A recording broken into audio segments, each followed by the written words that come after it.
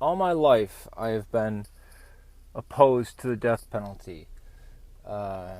Even when I was a young kid, and even though everyone in my immediate and extended family was pro death penalty, and even though the dean / religion that I was brought up in really championed the idea of the death penalty.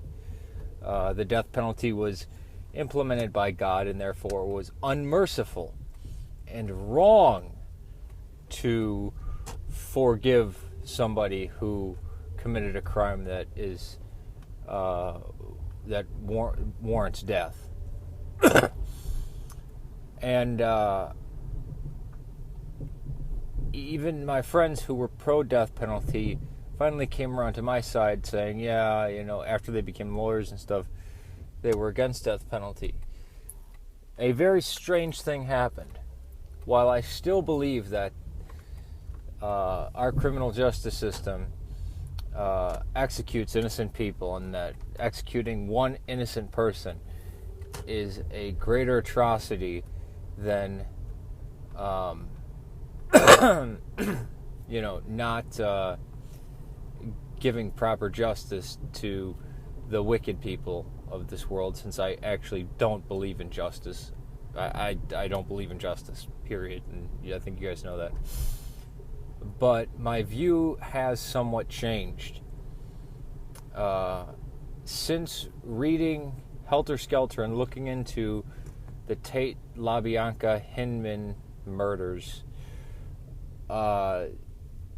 Susan Atkins, also known as Sadie Mae Glutz, Patricia Krenwinkel, Leslie Van Houten, Charles Tex Watson deserve to die, and they deserve to die by cyanide gas.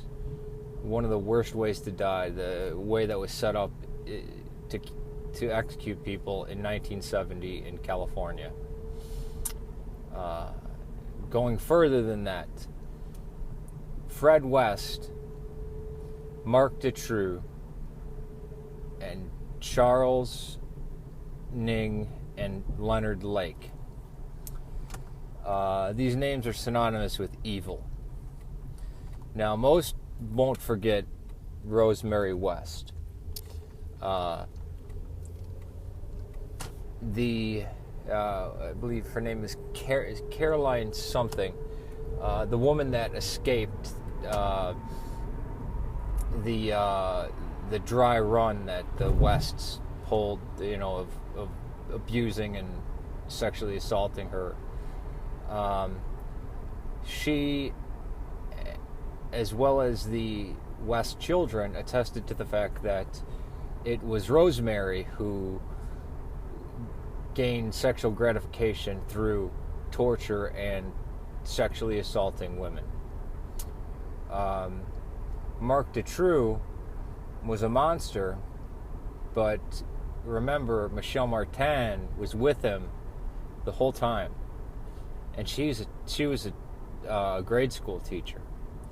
The father of one of Mark Dutroux's victims said that he is not worried that anybody will forget Mark Dutroux. Nobody can forget him. He's worried that people will forget Michelle Martin. Even scarier is Clara Lynn Balais, who owned the property and rented out the cabin that Leonard Lake built his dungeon next to. She cleaned out the dungeon within hours of Leonard Lake poisoning himself with cyanide.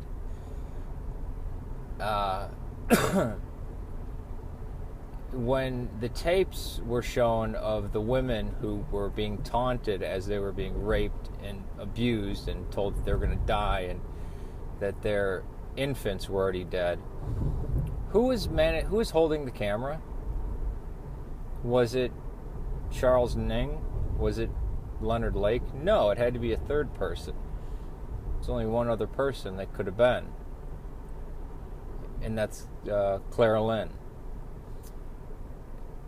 I worry that people will forget these women. Women have the capacity to be mothers and nurturers, and I think the natural order that we expect is that women protect children and men protect women.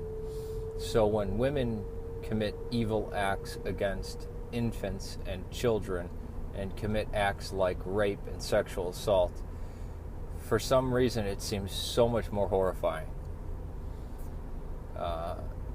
In these cases, I do believe in the death penalty.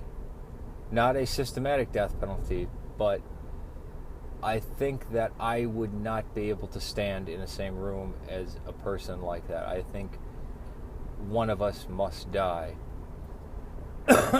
Again, you might not say, oh, that's not very Christian, or that's not very civilized, but I think it goes beyond that. I think that what they've done is so offensive that they must die 10 minutes ago. They're not a long tortured process, not, I'm going to do this. No, they must, their life source must cease.